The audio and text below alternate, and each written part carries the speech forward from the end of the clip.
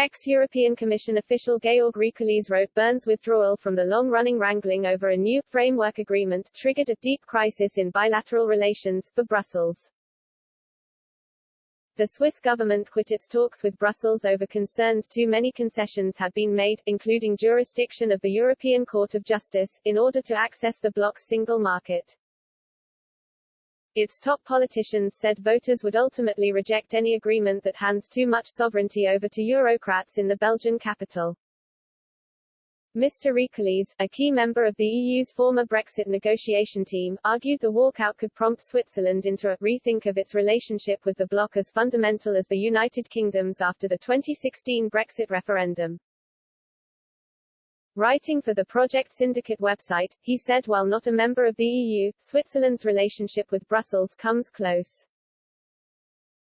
Through some 120 bilateral agreements, Switzerland is a member of the border-free Schengen area, is closely integrated with the EU in areas such as transport, research, and the Erasmus student exchange program, and enjoys full access to the single market in sectors from finance to pharmaceuticals, he added.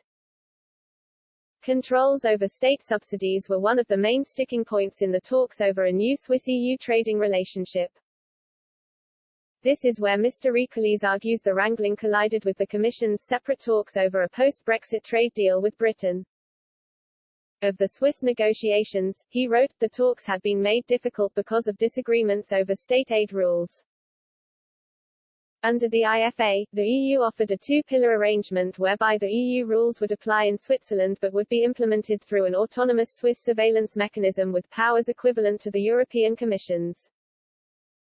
But when the EU negotiated its post-Brexit relationship with the UK, some in Switzerland thought that the UK received a better state aid deal.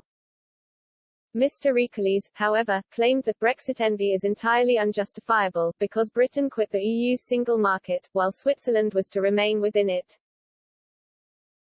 According to the former Brexit negotiator, the EU made significant concessions to entice Switzerland into signing the so-called Institutional Framework Agreement. He suggested handing even greater wins to encourage Bern back to the table could cause countries to rethink their EU membership. The EU could not concede more. Precisely because these tricky issues are not unique to Switzerland, the EU cannot give the Swiss a free pass, Mr. Rikulis wrote. Treating all countries alike matters not only for the integrity of the single market, but also for the EU's political viability.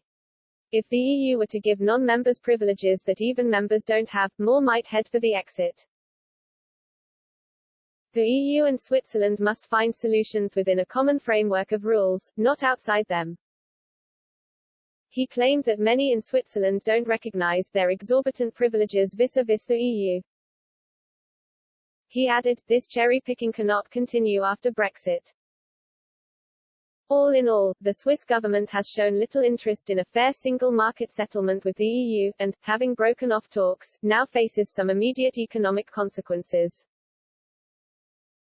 Mr. Rikulis, now of Brussels-based think tank the European Policy Centre, said the EU must make hard choices over what economic consequences Switzerland must face as a result of its walkout.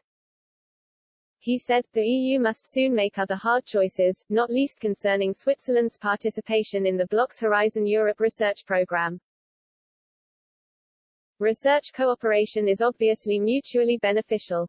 But with the Swiss holding up their financial contributions and spurning efforts to find viable institutional solutions, the EU seemingly has little choice but to put its foot down. The former Eurocrat concluded that the EU's wider economic partnerships are also in play, almost as if Brussels should move to ensure it is not seen as a soft touch. The EU-Swiss rupture comes as the UK government also is brazenly confronting the Union by stepping away from key provisions of the Ireland-Northern Ireland Protocol and asking the EU to adapt. With Norwegian support for the EEA increasingly unstable, several of the EU's wider economic partnerships are in play, Mr. Rikulis said.